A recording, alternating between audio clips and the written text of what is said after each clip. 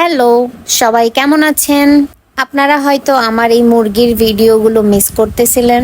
যে কয়বার মুরগির ভিডিও দিয়েছি ভালো রেসপন্স পেয়েছি। তো যাই হোক, আগে আমি মুরগি পালতাম, এখন মুরগির সাথে কিছু কোয়েল পাখি নিয়েছি ডিম খাওয়ার জন্য। আজকে আমি ডিম তোলার জন্যই সকালে বসেছি।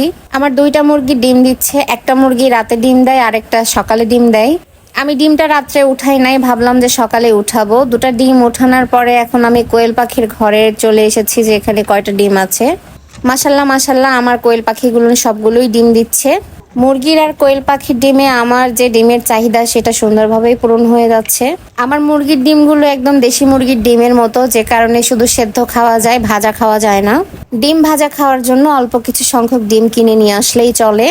যেখানে আমার মাসে প্রায় 3 পাতার মতো ডিম লাগতো, সেখানে 1 পাতা ডিম হলে আমার মাস চলে যাচ্ছে। এখানে ডিম ভাগ করলাম যে কয়টা ডিম আছে বা কয় হালি ডিম আছে। আমার মুরগির ডিমের মধ্যে একটা মুরগির ডিম অনেক বড় আর একটা মুরগি ছোট, যে মুরগিটা কেবল ডিম পাড়া শুরু করেছে।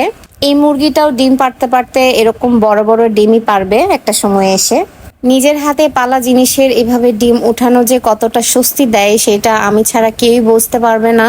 আমি যেভাবে আমার পরিবারের চাহিদা পূরণ করছি, আপনারাও চেষ্টা করে দেখবেন।